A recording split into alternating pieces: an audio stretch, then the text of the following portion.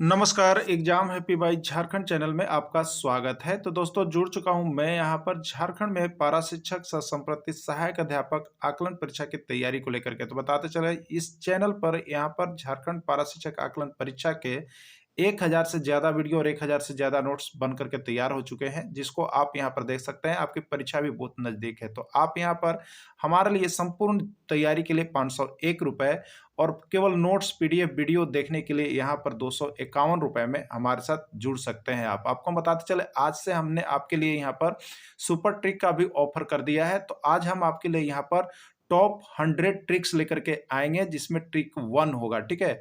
आज हम top 100 tricks लेकर के आपके लिए आ रहे हैं। तो इस तरह से टॉप 100 ट्रिक्स आपको देखना होगा, तो आप इस चैनल को सब्सक्राइब कर लीजिएगा और अभी के अभी यहाँ पर ₹501 देकर के जुड़ जाइएगा, जिससे कि आपको ट्रिक्स का भी सारा नोट्स और पीडीएफ जाते रहे। तो संपूर्ण तैयारी के लिए ₹501 और ऐसे आप ₹251 देकर के हमारे साथ जुड़ सकते हैं। तो टॉप 100 ट्रिक्स पढ़ने के लिए हो जाइए तैयार और आकलन परीक्षा में 101% सफलता आपको मिलने वाली है। आप चैनल से जुड़ करके यहाँ पर पढ़ते रहेंगे तो सारे एनसीईआरटी का नोट्स, पीडीएफ, जैक पाठ्यक्रम, जैक मॉडल पर आधारित प्रश्न और टॉप 100 नहीं 1000 ट्रिक पढ़ने के लिए चैनल को सब्सक्राइब करें और अभी के जुड़े। चलिए बंधु, आज हम आपके लिए देखिए यहाँ पर लेकर के आ चुके हैं, जुड़ चुके हैं हम आपको दिल्ली सल्तनत के वंश का नाम याद रखने का ट्रिक, जो कि 1001 बार देखिए पूछा जाता है और आपका बहुत कंफ्यूजन के साथ साथ केवल गलती पे गलती कर दिया जाता है। लेकिन आज यदि आप इस वीडियो को पूरा अंत तक देख लेते हैं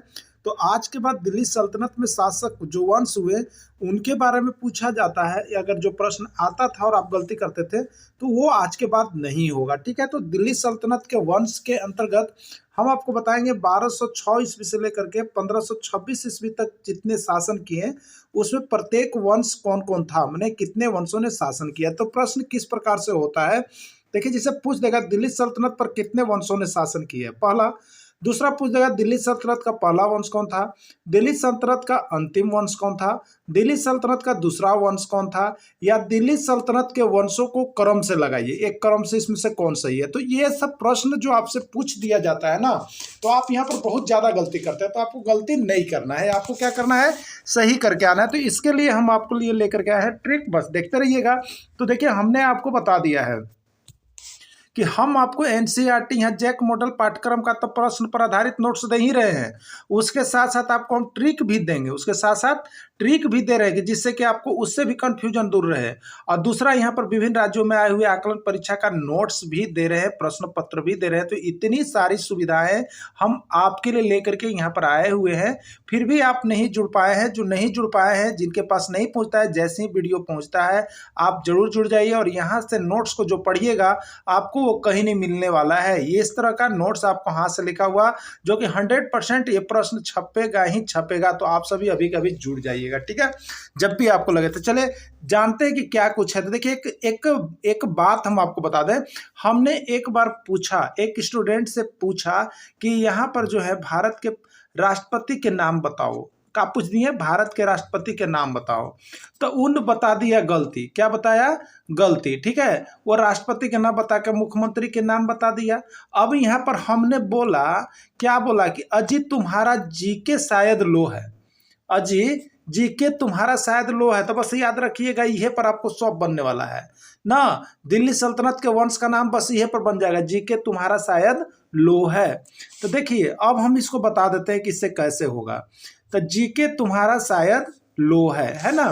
तो ये जी का मतलब है, देखिए यहाँ पर गुलाम वंश, जी का मतलब क्या है, गुलाम वंश ना, जी का मतलब गुलाम वंश है। अब अगला देखिएगा, यहाँ पर आया है के का मतलब खस रखिएगा, क के बाद ख आता है ना, तो के का मतलब के एच खस रखिएगा। तो खिलजी वंश है, ये कौन सा वंश है, खिलजी वंश है, ठीक है। और तुम्हारा देख रहे, तुम्हारा में तू, तो तू से देखिए यहाँ पर याद रखिएगा आप, तू से तुगलक वंश, क्या याद रखिएगा, तुगलक वंश, ठीक है। और शायद में से है यहाँ पर शायद, तो इसको याद रखिएगा सैयद वंश, क्या याद रखिएगा, सैयद वंश। और लो का मतलब देखिए लो है, लो से याद रखिएगा लोधी वंश, ठीक है। तो जीके तुम्हारा शायद लो है, क्या है, जीके तुम्हारा शायद लो है। जी से गुलाम वंश और यहाँ पर के से खिलजी वंश, तू से देखिए तुगलक वंश और शायद में शायद से हो जाएगा सैयद वंश, और लो से देखिए हो जाएगा लोदी वंश। तो कुल कितने वंश हुए? तो कुल 5 वंश हुए। एक गुलाम वंश, दूसरा खिलजी वंश, तीसरा तुगलक वंश, चौथा सैयद वंश, और लो से लोदी वंश हो गया। ठीक है, तो अब आपको याद हो जाएगा। तो यहाँ पर जो दिल्ली सल्तनत का पहला वंश हुआ वो कौन हुआ? गुलाम वंश हुआ या ममलुक वंश हुआ। ठीक है, दूसरा कौन सा वंश हो गया? खिलजी वंश हो गया। तीसरा कौन सा वंश हो गया? तुगलक वंश हो गया। चौथा कौन सा वंश हो गया? सैयद वंश हो गया। और पांचवा लोस हो गया लोदी वंश। इस प्रकार से 5 शासकों ने शासन किया, जिसमें पहला गुलाम वंश था और अंतिम कौन था? लोदी वंश था। ठीक है, तो इस तरह के आपने जान गए। तो ये देखिए, अभी हम एनसीईआरटी का जो हिस्ट्री का नोट्स लेकर के आएंगे तो उसमें आपको ये फिर से आपको मिलेगा, क्योंकि आपको क्लास 7 में इसको पढ़ना है मध्यकालीन भारत के अंतर्गत। तो वहां पर जब चलेंगे तो वहां पर भी आपको बताएंगे। तो इस तरह से हम ट्रिक का एक अलग अलग आपको छोटा छोटा वीडियो दे रहे हैं।